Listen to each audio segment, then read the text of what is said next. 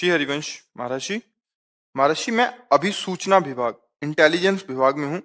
महाराज जी वहाँ चुगली होती है। महाराज जी चुगली से कैसे बचूं मैं? मतलब वहाँ है ही सेवा ही ऐसी है कि इधर की उधर उधर की इधर करनी पड़ती है, तो उसमें महाराज जी मतलब अध्यात्म को कैसे जोड़ें इसके साथ कि कहाँ क्या चल रहा है? हाँ। मतलब एक ऐसे विभाग में कि मतलब बिना ड्रेस के हैं, बट कहाँ ये क्या कर रहे हैं, ये नहीं क्या तो कर रहे हैं, ये क्या इसमें कर रहे ये हैं। इनका कर्तव्य है, चुगली थोड़ी है। नहीं, साथ वालों की भी बहुत मतलब आपस में हमारे मुंह पे कुछ कहेंगे और हमारे जाके किसी से कुछ कहेंगे, फिर वही हमारे ये तो सब जगह ही है महाराज अब जी। ये तो देखो, अब ये तो घोर संसारिकता है। लड़ाई हो जाएगी फिर। नहीं, ये देखो बच्चा पहले समझो। अब ये घोर संसारिकता है, कोई साधक थोड़ी है। अब विषयी प्रपंची पुरुष, अब उनकी चर्चा क्या करे। चर्चा होती साधकों की, भगवत मार्ग के पथिकों की। अब जैसे केवल हमको, हमें तो पता नहीं, पर इनके बताने के अनुसार यदि हमारा मान लो सीआईडी डिपार्टमेंट है, वो आपकी कमियों को, आपकी बात को, आपके केस को, वो कुछ भी बेस रख करके कुछ भी, वो अपने कर्तव्य का पालन कर रहा है।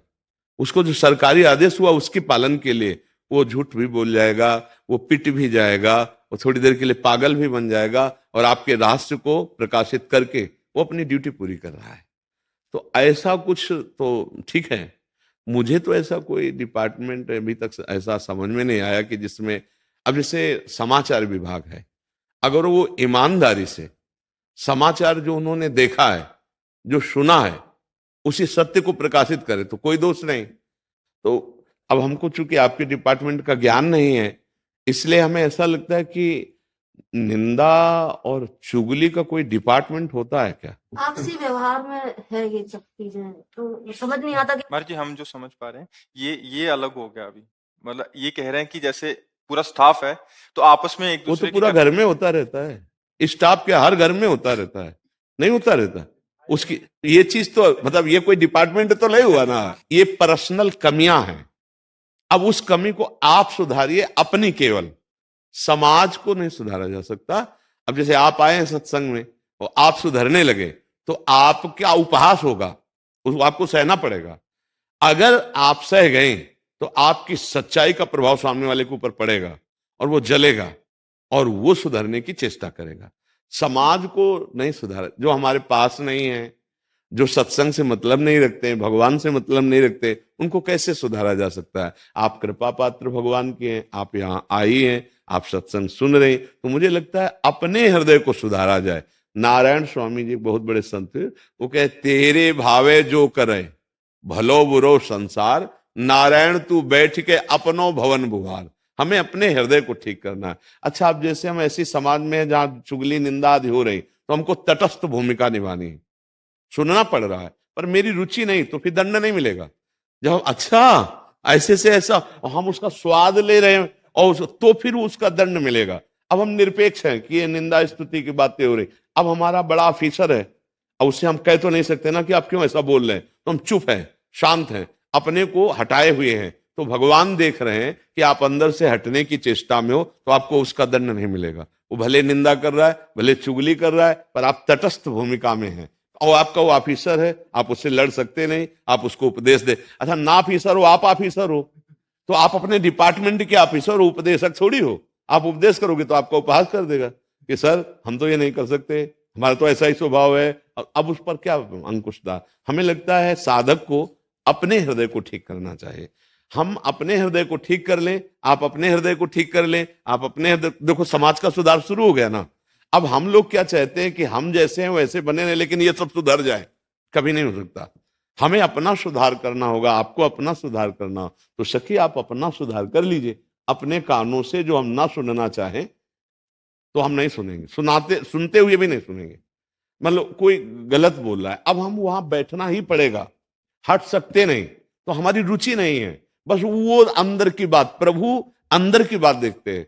आप जहां हो वहां जो कुछ हो रहा है आप उससे संबंध मत रखो, तो रहते हुए भी संबंध नहीं होगा। जैसे हम संसार में रहे, विभीषण जी लंका जैसे नगर में थे जहां घोर राक्षसी और महाभागवत थे कि नहीं रहे। तो आप विचार करो, जब लंका में भजन हो सकता है तो भारत में क्यों नहीं हो सकता है? कहीं भी किसी भी डिपार्टमेंट में हो, हमारा मन जिसमें रमण कर रहा है, हमें मन नहीं लगाना उन बातों में जो हमारे भगवत विरोधी है। हाँ, और ये प्रस्तुत भी नहीं करना कि मैं आप में रुचि नहीं रखती इन बातों में, नहीं तो आपका विरोध हो जाएगा, आपकी भक्ति डगमगा जाएगी।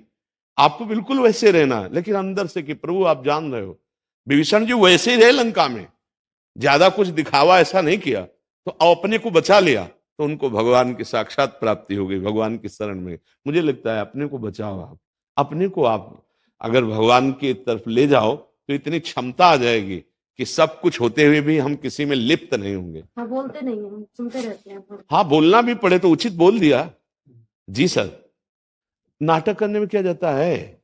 अंदर से मेरी रुचि नहीं है तो कुछ नहीं फर्क पड़ता, और बाहर से हम रुचि ना दिखाएं और अंदर से रुचि रखें, वो बहुत गड़बड़ है। गलत कार्यों में हमारी रुचि नहीं है पर हम बैठे, हमको अपने को संभालना, अगर अपने को संभाल लो, ये चतुरता पूर्वक भक्ति करो, मूर्खता पूर्वक करोगे तो बाधित हो जाएगी, विवेक पूर्वक करना है। हमें लगता है कि हमको जहां जो सेवा व्यापार नौकरी आज मिला है, नाम जप करते हुए हम उसी में ढलते दिखाई दे, पर ढले ना, बात समझना है, ढलते हुए दिखाई दे पर हम ढले ना। समाज में वैसे ही लग रहा है कि बिल्कुल मेरे जैसा व्यक्ति, लेकिन बिल्कुल नहीं है वो। जैसे जल से ही प्रकट होता है कीचड़ से कमल, जल में ही रहता है, जल में ही खिलता है, पर उसको निकाल के देखो एक बूंद जल नहीं मिलेगा। अगर ऐसी कला आ जाए कि उसी समाज में रहते हैं, क्योंकि देखो आप लोग सत्संग सुनते हैं, आप शराब नहीं पिएंगे, आप मांस नहीं खाएंगे, आप गंदी बातें नहीं बोलेंगे, क्योंकि आप सत्संगी हैं, आपके कान में वो बातें पड़ गई हैं। लेकिन सब कोई तो ऐसा नहीं है ना। अब आपको व्यापार करना है तो ऐसे लोगों के बीच में, नौकरी करना है तो ऐसे लोगों के बीच में, तो या तो व्यापार नौकरी छोड़ करके एकांत बैठ के तिलक लगा के माला जप करो। तो भक्ति का यही स्वरूप नहीं है, ये भी एक स्वरूप, पर इतना ही स्वरूप नहीं है। क्योंकि अगर यही स्वरूप होता तो अर्जुन जी कह रहे मैं संन्यास ले लूंगा, युद्ध नहीं करूंगा, और भगवान जी कह रहे युद्ध कर। इसका मतलब कर्तव्य कर्म करना अत्यंत आवश्यक है। भगवान की इच्छा है कि जिसको जो कर्तव्य मिला है वो अपने कर्तव्य कर्म को करे, पर हम कर्तव्य कर्म करते हुए अपने आप को बचा सकते हैं। हम गंदगी में लिप्त नहीं हो सकते, गंदगी हमें नहीं पकड़ सकती, गंदगी का व्यवहार है पर हमें नहीं पकड़ सकती। जो रही उत्तम प्रकृति का कर सकत कुसंग, चंदन विष व्यापत नहीं लपटे रहत भुजंग। तो हमें तो लगता है कि थोड़ा भक्तिवान को बड़ा चतुर और कला प्रवीण होना चाहिए कि हमारी भक्त, जैसे मान लो ऑफिस में जाने में तिलक निषेध है, कर दिया गया, तो हम सूखी रज ले लेते हैं, ऐसे लगा लिए, अब हो गया तिलक, अपने ठाकुर का तिलक भी लगा लिया, कोई जाना भी नहीं। भक्ति बहुत संभाल के करनी है, क्योंकि आप लोग संसार में जाएंगे। अब इतनी क्षमता है नहीं कि कोई हमारे भगवान और भक्ति का उपहास करे और हमारे को आनंद रहे कि तुम्हारे उपहास से मेरे कोई फर्क नहीं पड़ता। नहीं पड़ जाएगा फर्क, नहीं फर्क पड़ जाएगा। अभी उतनी जोर की भक्ति नहीं हुई है जो मीरा जी में, जो बड़े बड़े महाभागवत। तो हमको छुप के रहना है, हमको अपने को बलवान बनाना है। जब उस कोटि की भक्ति आ जाएगी तब किसी से कोई भय नहीं रह जाएगा। पहले हम निरंतर नाम जप का अभ्यास करें, गंदे आचरणों के त्याग का अभ्यास करें, और जो गंदे आचरण कर रहे हैं उनके बीच में रहकर हमारे ऊपर कोई प्रभाव न पड़े, क्योंकि संसार में सब भक्त ही थोड़ी मिल जाएंगे।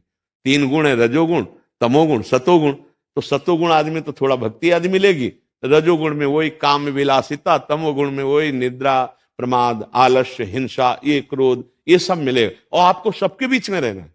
भले हमें है कि हम आपसे चर्चा क्यों एकांत कमरे में होगा, लेकिन आप तो गृहस्थ है ना, आपको तो कहीं भी भेजा जाएगा, जाओगे व्यापार में जाओगे, नौकरी में जाओगे, नाना प्रकार की क्रियाओं में। तो ये चतुरता, नाम ना छूटने पावे और गंदगी हमारे हृदय में ना आने पावे, तो चाहे जिस डिपार्टमेंट में हो आप भगवान को प्राप्त कर लेंगे। समझ पा रहे हैं आप?